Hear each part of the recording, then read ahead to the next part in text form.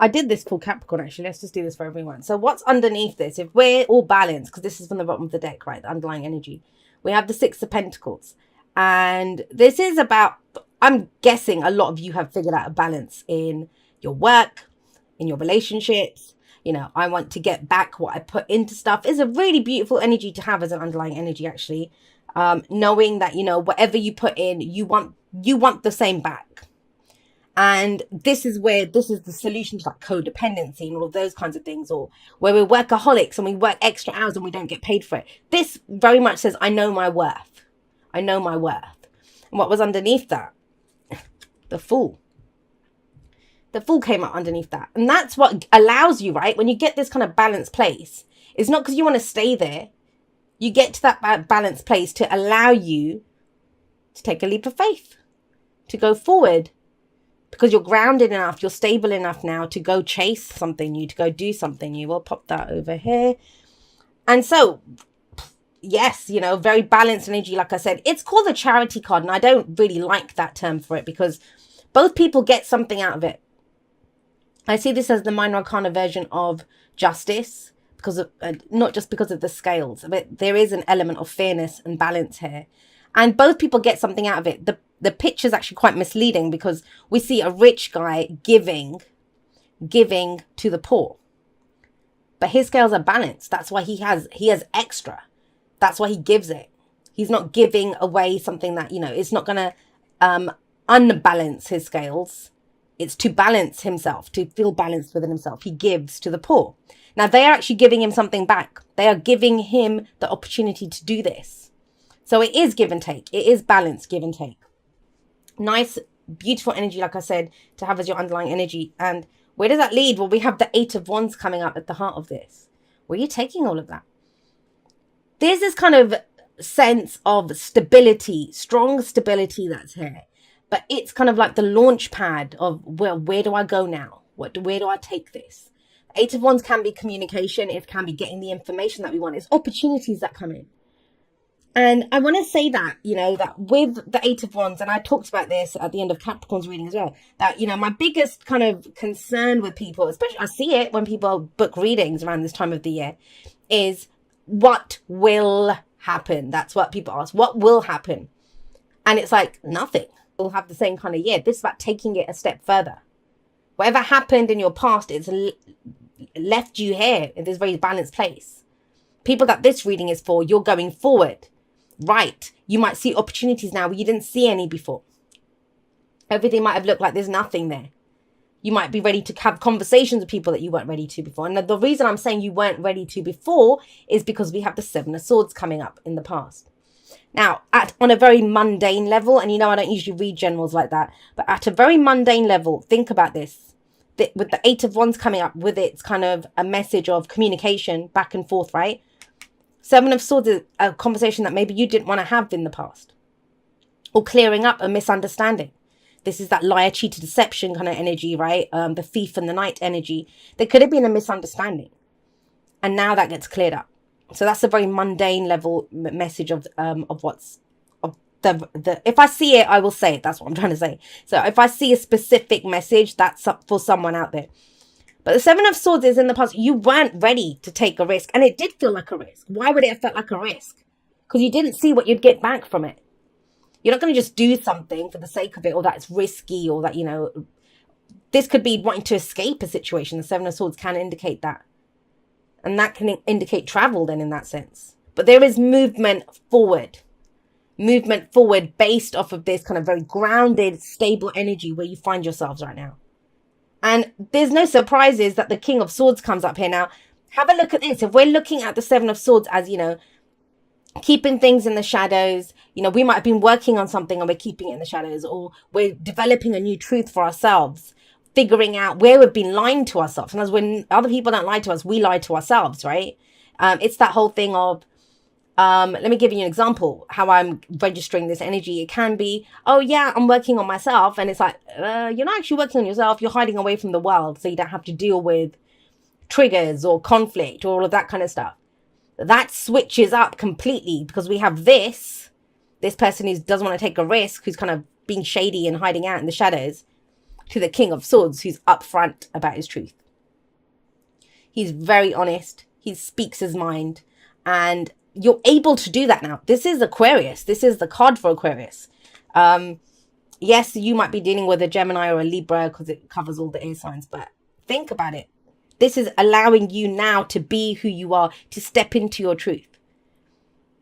Very kind of logical energy. We go from this kind of what's not real, where's the deception, where's the lies, to this is my truth. This is the reality of how things are. So this is that week, I think, where you kind of fully determine who you are going forward. And that's key here. All of the messages that I've been seeing in the dailies that I pull on Instagram and Facebook, they've been pushing towards this as well. That, you know, figure out what your truth is. Figure out what your narrative is. Figure out what you think. Because that's going to, that's the opening. That's the opening. Our narrative is everything. And this is your truth here coming out as the King of Swords. He knows. That's his thing. I know. He's the advisor. He's the consultant. He's the lawyer. He's the one that we go to for answers because he knows. And it's about knowing what you know, Aquarius. And I'm hoping that will make sense to those that understand what I'm trying to say. So where do you go from this? You're balanced. You know what works. You know what you're willing to put in and what you get back. This energy of, and it's kind of interesting because I've only done 2 readings so far, but even Capricorn got a difficult energy in the past. Like, that's the only thing that can trip you up right now, is if we go back to those old ways or allow that to creep in. This, whatever this was, you're not there anymore. The King of Swords very clearly says that. He's not hiding in the shadows. He's not sneaking around trying to get swords. He has his bloody sword. Biggest bloody sword you'll see. And he sits there in his truth, speaking his mind, able to find the words to say what he's thinking. And the downside of the King of Swords, and all the cards have, you know, higher and a lower vibration, is that he can detach from his emotions and come across as kind of cold. Trust me, I've had to do that recently as well. I've been over-explaining where I am, just to my loved ones. I mean, people that I give a shit about, not to just anyone, but I've been over-explaining it just to make sure that people understand where I'm coming from. Because there has been this very kind of mental, logical, you know, thought kind of energy that's been around. So what happens? Now you're ready for that change. Have a look. We've got death coming in. This is transition. This is change. And we have movement here. We have death sat right underneath the 8 of Wands. This is the opportunities coming now. And it's almost as if nothing happens in a vacuum. I say that all the time, right? But this is the spaces that are left. From whatever has been lost, whatever you've left behind now. That's what allows this new energy to, how it comes in. Because of this, the space. This is real change. And the thing is, have a look at what the advice is around this. This is what I'm telling you. It's so important to know what your story is, what your narrative is. I look at the comments sometimes, and you know when people say, yeah, I've given up or whatever.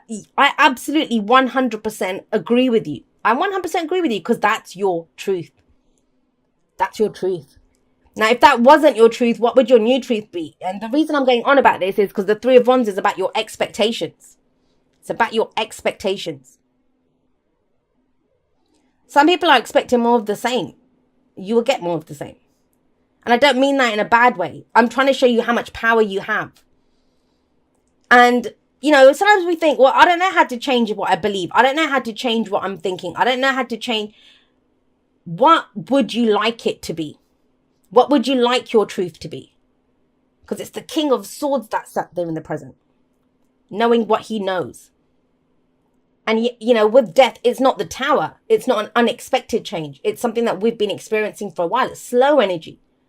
It's deep energy. There's been shifts and there's been movement and, you know, things being lost and removed from at a core, at a depth that, you know, I don't think we do justice to when we talk about, oh, you know, things leaving or grieving the loss of the old. But it's the birth of the new. The death card is about its cycles of death and rebirth. And that's where the focus is now. But what are you expecting to come in? This is saying that very clearly. Let's go back to that, what was at the bottom here. And it was the Fool. And I get why that isn't the underlying energy. Because it's not a real leap of faith. Not really. It will feel like it. It indicates that new journey coming in. This can be travel as well. Some of you might be literally traveling. Some of you could be waiting for news to come from abroad.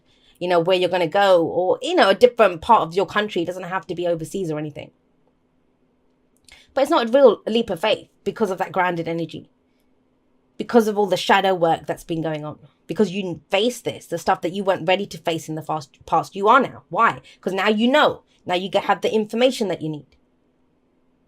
You've let go of everything that you've let go of. And Three of Wands, what are you expecting to come in? Because there's never a surprise. Yes, you're waiting for your ships to come in.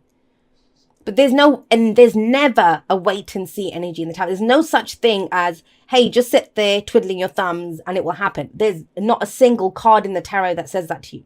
We are always doing something. And here, this person, he's gone to greet the boats. He knows they're coming in. And in some of the decks, the Three of Wands, there's not even a boat on the horizon, but the guy stands there because he knows it's coming in. He knows it's coming in. And he stands there with a plan. He knows what the cargo is on those ships. He knows what he's going to do with that cargo as soon as it comes off. So he has a plan of action ready to go. Do you have a plan of action ready to go? And it all stems from your own truth, Aquarius. Pretty profound reading. And I'm going to just go out on a limb here and say that I've got a feeling that most of the messages coming through will be like this. Because there's only one, look at this, look at the cards. There's only one sticky energy here, and that's the past fan. It's last week, last month, last year, whatever that is. And it can be there as a kind of, I don't know, thorn in your paw. I don't want to go forward because this happened. Or it can be, I overcame that. That gave me the knowledge. I kind of get the sense that this is lack of confidence and this is confidence in your truth. Maybe because some new information comes in. Maybe because you start having some different conversations with people. But this is transformation. Everything changes with the Death card. And so your expectations are going to change based off that too, right?